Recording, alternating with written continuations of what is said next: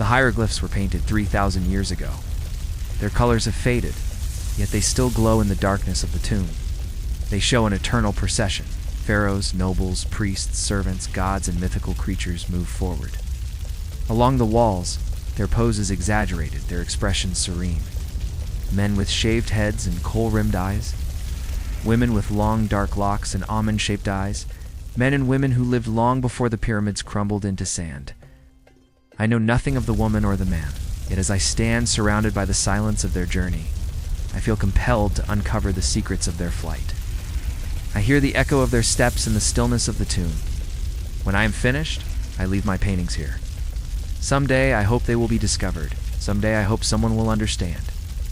I pass vendors selling dates and figs, fishermen mending their nets. The current is strong here, pulling at my feet as if it wants to drag me in. I hesitate, then wade in, letting the water wash over my legs, cool and soothing. The depth comes up to my knees, then my thighs. I close my eyes, tilt my head back, and drink deeply of the sky. Sunlight warms my skin. The current pulls at my limbs. People pass by, their voices muffled beneath the water. The boy is far ahead of me now. I can hear his laughter echoing across the river. I keep walking until I am deep in the water, and the bank on the other side seems miles away. But the current carries me along, and soon I feel solid ground beneath my feet once more. I open my eyes. The world is new. Children playing at the edge of the street, old men sitting in the shade talking in low voices. I stop to buy bread from a woman in a doorway. Her stall is piled high with loaves, cakes, pretzels. I take a sweet coconut candy bar, wrap it in cloth, and move on. The closer I get to the river, the louder the sounds of traffic become, the more people fill the narrow streets. I turn toward the shore. This tomb is in the Valley of the Kings, a place where many rulers of Egypt have found their final rest. It was discovered in 1922 by a team led by Howard Carter. Inside, they found mummies, coffins, treasure, and these paintings. The entrance to the tomb is sealed, hidden from view. None of the paintings have inscriptions or titles. The only records of this tomb mention only one inhabitant, Nefertari, the great of praises, beloved by Ra. That is all I know. And yet standing here I sense there are more stories to uncover, voices waiting to be heard. So I come back day after day, week after week. I bring my paints and easels, my brushes and palette, my camera and notebooks, my imagination and my heart. I set up my easel and try to capture what I see, hoping to find meaning in color and form. I paint the woman running, trying to understand her need for speed, the urgency in her stride. And in the quiet moments, when the crowds have gone home and the tomb is mine alone, I paint the man waiting, his kindness a beacon in the darkness, his understanding a promise of peace. A bull with a pharaoh's crown atop its head, a baboon with human legs, a lion wearing a royal necklace, a goddess with wings like a beetle, a falcon with the face of a man. Their steps echo through the stillness of the afterlife, where they walk toward eternity. He stops outside our house, takes a bite, then continues on his way, humming a tuneless song. His bare feet slap the hot stones. His linen clothes are patched and dusty. His hair is cropped close to his head, except for a lock hanging down his forehead. He kicks a pebble along the path, not looking where he goes. I wonder where he is going. Where does a young boy go in a city of stone? So much history pressing down. How does one make space for childhood? The answer comes to me as I watch him stop at the corner, look around, then continue on. He goes to the river, of course. The river is the heart of the city. Everything flows from it. Everything returns to it. Life, death, childhood, history. The river gives, and the river takes. Except for one woman. She is running. Her linen dress ripples, billowing behind her like a wake. She runs fast, desperate, as if fleeing from something unseen. Only the image of a woman fleeing and a man waiting. A silent narrative of fear and solace. Who are they? Why do they run? What compels them to find each other? Standing here in the cold darkness of the tomb, the questions seem almost irrelevant. Her purpose is clear. She runs because she wants to be found. She runs because someone is waiting. She runs toward a future woven with anticipation. Yet there is no panic on her face. Her steps are purposeful. Her eyes are steady. Where she runs, I do not know. but I sense her fear, feel it echoing through the corridors of time. She runs through the underworld, past Lake of Fire, past the Hall of Truth. Finally, she reaches the Field of Reeds, a place of paradise, where tall grasses sway in the breeze and papyrus trees grow thick along the banks of a stream. There she pauses, gasping for breath. She reaches out her hand, touching a leaf, grounding herself to this place. Before her lies a small boat. In it, a man awaits. He beckons with his finger. His expression is kind, his eyes filled with understanding. She hesitates a moment longer, then climbs in. The boat glides over still waters. The man strokes the oar, and together they drift away from the underworld and into the afterlife. There is no explanation here. There's no story told through symbols. I'm not sure why I have been brought here. Slowly, day by day, as I lose myself in their story, I feel their presence grow stronger. I watch as a young boy skips down the street, clutching a piece of bread in his hand. I walk down the street, following the boy. The sun beats down on the city. The air shimmers above the hot stones. Palm trees sway in the breeze. Here the boy is gone. In front of me, boats bob in the water.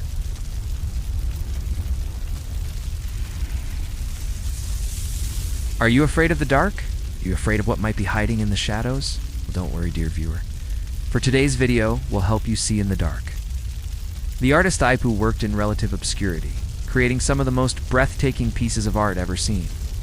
Yet his name is almost unknown outside of academic circles. Most people today have never heard of Ipu, but those who have are astonished by the grace and power of his paintings. At first, he was able to keep working despite the fact that he was going blind. He began by memorizing the shapes of the gods and other figures he painted. Towards the end of his career, he was completely blind, but he didn't stop painting. Ipu's paintings are a testament to the human spirit and our ability to overcome adversity. When you look at his paintings, remember that they were made by a man who was completely blind. He was unable to see the world around him, yet he was able to create some of the most beautiful works of art ever seen. Let that be an inspiration to you the next time you face a challenge. If you want to learn more about ancient Egypt, check out our other videos. Till next time, keep painting your stories onto the canvas of life. See you later. He continued working until his hands were too weak to hold a brush. There's a reason why Ipu's paintings are so special, not just because he was blind when he made them. This is a remarkable feat, considering that they were made in a tomb. Most tombs have been looted over the centuries, and many of them have been destroyed. But Ipu's paintings are still there, on the walls of the tomb where he worked. They have survived all of this because they are so special. His last mural is particularly moving. It depicts a hand holding a papyrus flower. This is a metaphor for Ipu's own life. The hand represents his blindness. The papyrus flower represents his art. Despite the fact that he was blind, he was still able to create something beautiful. And that is a testament to the power of the human spirit. It's because he was able to capture the essence of his subjects, despite not being able to see them clearly. When you look into the eyes of the figures in his paintings, you can see the depth of his connection to them. He saw beyond their physical form and captured their souls. This is what makes Ipu's paintings so powerful. They are not just pretty pictures. They are windows into the soul. When Ipu finally died, his legacy lived on in his paintings. They are still considered to be some of the greatest works of Egyptian art ever created, despite the fact that they were made by a blind man. It is a small but powerful image that captures the essence of Ipu's life and work. But here's the thing. Nobody knows exactly where this tomb is. Archaeologists have found the remains of several tombs in the area where Ipu is believed to have worked, but none of them contain his final mural. Some believe that the mural is still hidden somewhere in the desert waiting to be discovered. Who knows? Maybe one day you'll stumble across it and see Ipu's last painting for yourself. He would study them for hours until he could remember exactly what they looked like.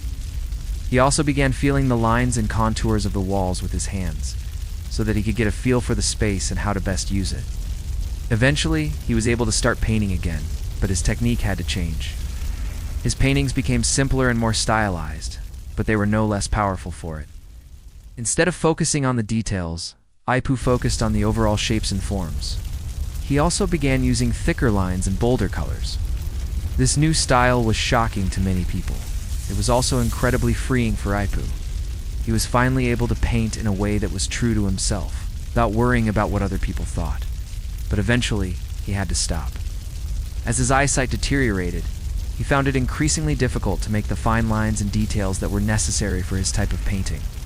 When he tried to make the lines, his hands would shake so much that they would end up looking like a spider's web. Must have been devastating for IPU to lose his sight, especially since he was a painter. But he was a stoic person, and he didn't let it defeat him. Instead, he adapted and continued working.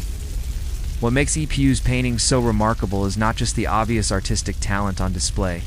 He was able to paint these masterpieces despite suffering from an incapacitating disease, which slowly took his sight. But how did he do it? How did he manage to stay productive as he lost his sight?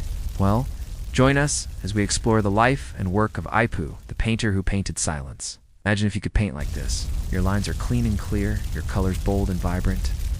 But then, without warning, your vision begins to blur. Now try to imagine creating these works despite the fact that you can barely see. This was the challenge faced by IPU, a humble tomb painter who lived on the edge of Thebes during the reign of Ramesses III. Around 1200 BCE during this period, Thebes was one of the most important cities in Egypt, and although it may seem somewhat strange to us today, being a tomb painter was a highly respected profession. If you think about it, it makes sense. Painting tombs meant that you were helping the deceased make their journey through the underworld. This was a huge responsibility, as you wanted to ensure that the departed soul had everything they needed for their journey. As such, tomb painters were often quite well paid. This meant that IPU wasn't poor by any means, but he also wasn't rich. He was just a middle-class citizen trying to make an honest living. Painting tombs also came with a certain amount of freedom. As a tomb painter, you were allowed to decorate the walls with whatever images the deceased person desired. This gave you the opportunity to express your creativity, while also fulfilling a very important religious duty. For IPU, this was a dream come true. Loved painting, and he was honored to be able to use his skills to help others. However, there was also a downside to this freedom. If you made a mistake while painting a tomb, it was very difficult to fix.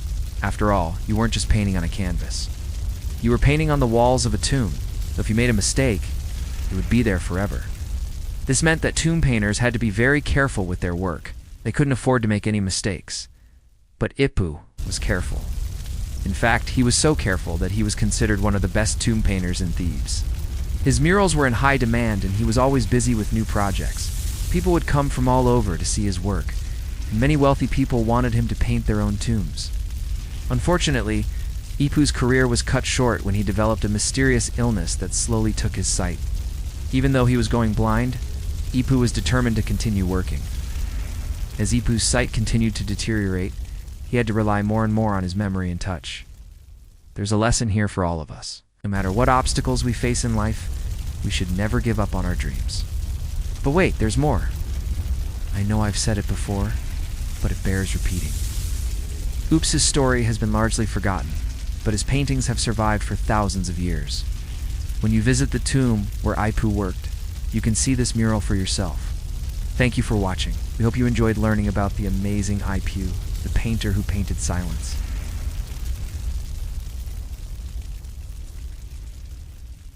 The paintings on the walls tell stories, tales of gods and monsters, hunts and feasts. They stretch from floor to ceiling, wrapping around corners, tumbling over one another, all vying for attention. The figures drawn here are not meant to frighten. They are meant to guide. In fact, these images were created to accompany a deceased person on their final journey through the underworld. There are flowers, but no hands to hold them. Funerary boats were commonly buried alongside their owners, ensuring a vessel would always be ready when the time came to depart. This practice goes back thousands of years to a time before mummification was common. Here, the soul must state its name truthfully in order to continue. In a room full of scorpions and snakes, but our traveler is nearly unscathed. They pass the house of the knife, where the soul is purified with fire, and arrive at the final checkpoint, the house of rebirth. Having successfully completed the journey, the soul can now enter the field of reeds and begin their existence anew. So when the judges ask their queries, the soul responds correctly every time. Osiris, pleased with their performance, waves his crook and flail, symbols of kingship and the divine right to rule. With that, the soul is granted eternal happiness in the field of reeds. But beware, it won't be alone. The heart and liver must also speak the truth, lest they be punished. It's a place of eternal spring, where the grass is always green. The flowers are always in bloom, and the trees are always laden with fruit. Their ideas about the afterlife were complex and nuanced, filled with both challenges and rewards. The journey through the underworld was a dangerous one, but those who persevered were rewarded with a place in the field of reeds, a true paradise. Ultimately, these funerary scrolls offer us a glimpse into the hopes and dreams of a civilization long gone. They remind us that even in the darkest of times, the human spirit yearns for light, for peace, and for understanding. There are no predators or disease, only peace and tranquility. The sky is filled with birds singing their praises to the sun, while the breeze carries the sound of harps and other instruments of music. The field of reeds is a place where the soul can rest, relax, and enjoy the company of friends and family. It's a place where there is no more pain or suffering, only joy and contentment. It's a place where the soul can finally be free. Here, Osiris welcomes his subjects and offers them a place in his eternal kingdom. Of course, some souls weren't so lucky. Those who failed the test in the Hall of Truth, the Scales, or any of the other houses were sent to a very different place, the Field of Punishment. Here they were forced to wander endlessly, unable to rest or move on. Still, most souls made it to the Field of Reeds, and with them, they brought gifts. Papyrus spells often instructed the living to place certain items in the tomb with the body, offerings intended to help the soul on its journey. These could be as simple as a loaf of bread, or as elaborate as a model boat stocked with supplies. The goal was to make the transition as smooth as possible, ensuring the soul had everything it needed to reach the Field of Reeds safely. Next comes House of the Scales. Here, the deceased's heart and lungs are weighed against the feather of justice. These items ensure the soul has everything it needs to complete its journey. But the scroll contains one last surprise. Hidden among the images of the journey are two small vignettes depicting the deceased in the afterlife. In the first, they're shown worshipping Osiris, the god of the underworld, while in the second, they're shown enjoying the Field of Reeds. These scenes serve as a reward for making it this far, a reminder of the joy that awaits at the end of the journey. If their combined weight is equal, they pass on. If not, the heart is devoured by a monster named Amit, ending the soul's journey before it even begins. We've passed the Field of Reeds and arrived at our final destination, the Hall of Final Judgment. Here, the soul meets with 42 judges who oversee the afterlife. They ask the soul a series of 42 questions about their life on Earth, testing their knowledge of the universe and their commitment to the divine. If the soul answers correctly, they're granted eternal happiness in the Field of Reeds. But if they make even a single mistake, they're sent to the underworld, a place of eternal torment. Thankfully, our traveler has made it this far without incident. They're almost there. Only 3 houses remain. Some early Egyptian burials include a small boat made of reeds, while later tombs contained elaborately decorated vessels made of wood or stone. Even if the deceased couldn't read, they would know exactly what to do. The symbols along the riverbanks provided clear instructions. From left to right, top to bottom, these images formed a kind of roadmap, leading the soul towards the afterlife. This is because the river represents the river Styx, a mythical body of water that blocked the path to the underworld in Greek mythology. For the Egyptians, there was no such river, or at least none that played a significant role in their funerary beliefs. Instead, our river serves as a boundary between the world of the living and the world of the dead, a threshold that must be crossed in order to pass into the afterlife. Known as a funerary scroll, it was placed inside the coffin with the body and served as both a map and a talisman. What guidance did it offer to those passing through the shadowy realm of the dead? Let's start at the beginning. These represent checkpoints along the soul's journey, places where it must stop and answer questions or complete tasks in order to move on. Fortunately, we happen to have a guide. Our scroll includes not just a map, but also a written text that explains what each house represents and what must be done to pass. So let's follow along. That is, until you find the door, hidden away in the back of the chamber, tucked under the eaves and disguised as a wall. When you push it open, the passageway beyond is plunged in darkness. But fear not. Your eyes will soon adjust. allowing you to see that the tunnel is lined with dozens of niches, each containing an offering of treasure, fruit, flowers, even furniture. At the far end, beneath the glow of a single oil lamp, you notice a small pile of rocks in the center of the floor. You step closer, the stones resolve themselves into a single object, a small chest, and upon its lid is engraved a single eye, gazing steadily forward, patiently waiting. You reach out a hand and push the lid open, revealing a scroll. It's wrapped in linen and sealed with red wax. Inside, nestled against the papyrus, is a small silver amulet shaped like a scarab beetle. You slip the amulet in your pocket and unroll the scroll. Before us lies a long, unrolled scroll, soft papyrus covered in delicate ink. Funerary scrolls like our example come from ancient Egypt, but unlike many artifacts we discuss on this channel, they don't offer us an easy entry point to the afterlife. There's no portal to magically transport us 4,000 years into the past. Instead, we must begin at the river. Of course it does. Not the Nile, but a second river. A symbolic one. It curves and winds, surrounded by fields, stars, and strange signs. Small boats float along its surface, each carrying something precious. A jar, a flower, a single symbol of truth. The journey takes place in twilight. The colors are dusky, deep reds, pale gold, faded blue. Not frightening, not chaotic, just still. Now, you may have noticed something odd about our river. There are no people on it. There are boats, but no oarsmen. To do so, the deceased needed a boat. But never fear, they didn't have to arrange their own transportation. Our river is lined with 12 houses, each marked with a different symbol. As the boat travels down the river, it passes House of Truth. First is the House of the Gateway. Here, the soul must traverse a series of obstacles, including a lake filled with poisonous water. Let's take a closer look at the Field of Reeds, the destination on every soul's journey. And our scroll is no exception. Along the river, you can see offerings ranging from simple loaves of bread and jugs of wine to model boats and miniature houses. Now let's return to our map and pick up where we left off. Fortunately, our traveler is well prepared. They've studied the teachings of the divine and memorized the answers to every possible question. And what does this place look like? According to Egyptian tradition, the Field of Reeds is a lush paradise located in the sky. So what does this tell us about the Egyptians who lived thousands of years ago?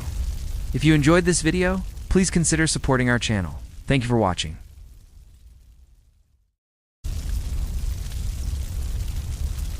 Now we turn the page to something less seen with the eyes and more felt in the quiet space between belief and imagination. You are sitting in a stone room lit by oil lamps. Before you lies a long, unrolled scroll. Soft papyrus, covered in delicate ink. The figures drawn here are not meant to frighten. They're meant to guide. This is a funerary scroll. An ancient map, painted with care, folded gently beside the body of one who passed. A final letter from this world to the next. The scroll tells of a journey, not in miles, but in understanding. It begins at the river.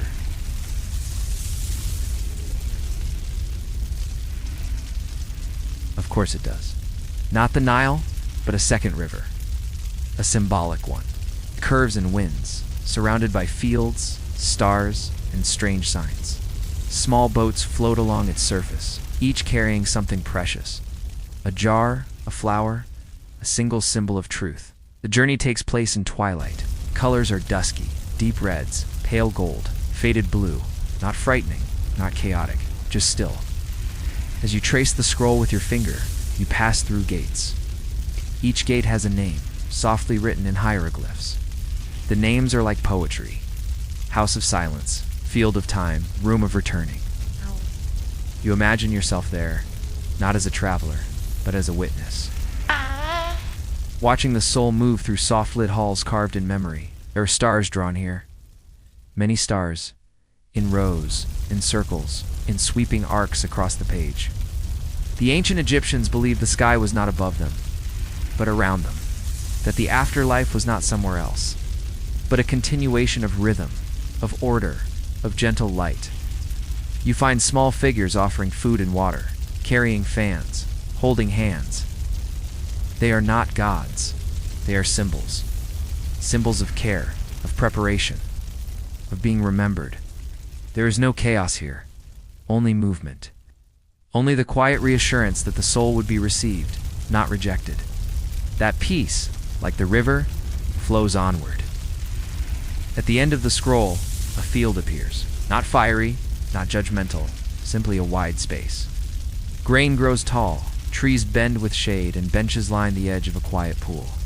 Here, the soul rests, not in sleep, but in peace. The scribes who drew these images worked with calm precision. They were not writing fairy tales. They were recording hope. Hope that life would not end in silence, but continue in a softer form, slower, lighter, and remembered. And so, the scroll ends, not with a conclusion, but with an opening. A simple drawing of a sunrise over a river, beginning again.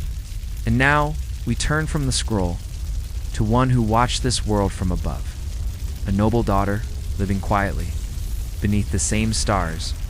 I will tell you a story today of a stark contrast. One from the bowels of the earth, the other from its very peak. It is humble, modest, save for the exquisite colors that leap out from the painted walls. Away from the lonely darkness of the pyramids. Let us go up. Up into the sunlight. Up to the heart of a great city. Soft, slow notes that rise and fall like the wings of a heron. One lives in fear of an angry king, of being taken too early, of death by flood or famine. Even in eternity, we are human. Now, close your eyes and imagine yourself in that stark tomb. The walls are closing in. You can feel the weight of the stones pressing down. You hear the drip, drip, drip of water seeping through the cracks. You smell the damp earth and decaying wood. See the skeletal remains of mice skittering across the floor. There is no escape. No matter how hard you try, you cannot get out. You are trapped forever. Or perhaps imagine yourself in that cool stone house with the scent of lotus heavy in the air. The gentle breeze caresses your skin as you lounge on the cushioned bench, watching the river sparkle in the distance. Your cat purrs softly in your lap. You sip cool water sweetened with honey. You listen to the harp music drifting in from the courtyard. You feel the soft fabric of your robe against your legs. Peace fills your heart. There is nothing more you could ever want.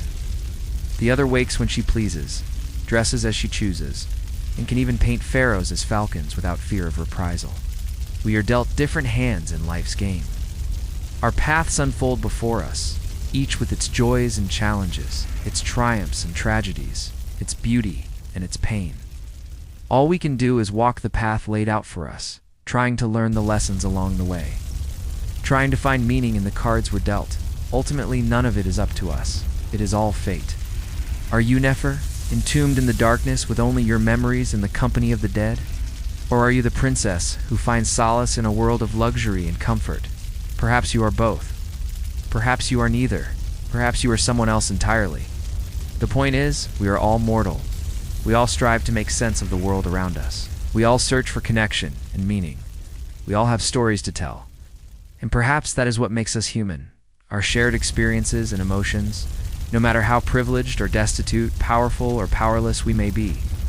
That and the stories we leave behind. Both are human. Both feel the passage of time. Both experience the same joys and sorrows, love and loss, the comfort of animals, the beauty of nature, the power of art. Both find solace in the small things. Both make their way through the darkness, one towards the light of the living, the other towards the darkness of the dead. Both seek connection. Both try to find meaning. Both search for peace. One cries out in frustration and rage. The other speaks in hushed tones, her voice echoing softly through the ages. Both tell stories. Both express emotions we understand even now, after all this time. The princess closes her eyes and imagines herself floating on a boat made of papyrus, gliding between temple columns. Dinner is light, fruits, goat cheese, honeyed cakes. She eats slowly. She listens more than she speaks. At sunset, she paints small designs, lotus blossoms, a falcon in flight, a mirror with no reflection. At night, she lays beneath a carved ceiling painted with stars. A servant fans the air gently beside her. She watches the stars, not the real ones, but the painted ones above her bed, and wonders what her ancestors would think of her quiet life. She does not envy the farmers, nor does she fear the duat. She thinks only of the soft things, how the linen folds beneath her fingers, how her cat breathes in rhythm with her own, how moonlight pools in a silver dish left by the window. And outside, the river moves quietly, as it always has, carrying the prayers of scribes, sweat of laborers, tears of widows, the laughter of children, and the memories of the painted dead. Imagine yourself here, perched high above the bustle of the streets below. Here, the river is just something that sparkles far off in the distance. The air is cool, not because of the weather, but because it was built to be so. The room is shaded by palm fronds. Thick stone walls and narrow windows keep the heat at bay.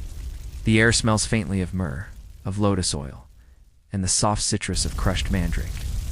It belongs to a lady whose name is unknown, yet whose appearance announces her importance. She wears a fine linen robe, pleated in folds so delicate they shimmer like water. Around her neck hangs a necklace of faience beads, sky blue, deep green, the color of Nile reeds at sunset. She is not a queen. She is not a priestess. She is a princess of minor birth, one of many daughters in a household of moderate influence. Her name has been lost, but her day unfolds in whispers and quiet gestures. She begins the morning with attendants brushing out her long, dark hair. They work in silence, combing it with ivory tools and weaving in threads of gold. Nearby, a brazier burns quietly, releasing the faintest thread of scented smoke. She drinks cool water with hibiscus, sweetened with honey. She has no chores to tend, no flour to grind, no sunburnt sandals to wear through the dust. And yet, she is not idle. This morning she writes poetry, soft verses written on scraps of linen or papyrus. She writes about birds she's seen from her balcony, about the way her cat's shadow stretches across the stone tiles at dusk, about the dreams she has of walking through the field of reeds, even though she is very much alive. Her cat, a sleek white feline with golden earrings, curls beside her. It blinks slowly as she speaks to it, as if listening. She reads aloud to it, ancient songs, old stories, quiet things. The red ochre of her skin, the bold lines of her eyes, the lapis lazuli of her luxurious hair, all speak of a royal lineage. She is surrounded by images of her beloved. Some are male, some female, but they look back at her with devotion. She is Nefer, the beautiful one, and this is her eternal home. Her body has been lowered into the pit, wrapped in linens, hands crossed upon her chest, her jewels placed carefully beside her, offerings to the gods. Now, a wall is slid into place and sand is poured over the top, covering her forever. This tomb isn't grand. It doesn't boast of her deeds. It has no book of the dead. It is small, dark, silent, yet it holds everything she might need for her journey into the next world. Food, her clothing, her favorite possessions, even her cats, all entombed with her, all sacrificed, so that she might be comfortable in her afterlife. What did her last moments look like? Did she know her end was near? Did she sense the end of her life as the cold touch of approaching death? Was there grief in her eyes? Was she afraid? We have no answers. All we have is a glimpse of her humanity. See her, she is not alone here. Beside her lies her husband, Sinanmut, the one who worships her, the one who, like her, has had his body covered in fine linens and lowered into the depths of the earth. His face is blurred, his features worn away by time, but her face remains sharp, even after 3,000 years. His hands lie over her, protecting her, guiding her into the darkness. Together, they are eternal. Only their love remains. Both are Egyptian, both are tombs, both are eternal, yet how vastly different. And first, we go down into the darkness, deep under the hot sun of Egypt, where amongst the endless rows of tombs, there lies one which is peculiar. Now contrast that image with another. Come away from the desert sands, away from the endless rows of tombs. Here, a young woman reclines on a cushioned bench. She is perhaps 16, perhaps 20. In the afternoon, music drifts in from the courtyard. A girl plays the harp. Theirs is a life of quiet desperation. Hers is a life of privilege. This is what I want you to remember. Even the most privileged live with fear. Even the humblest can dream of better lives. We are given vastly different sets of circumstances, some of privilege, some of struggle. Thank you for watching.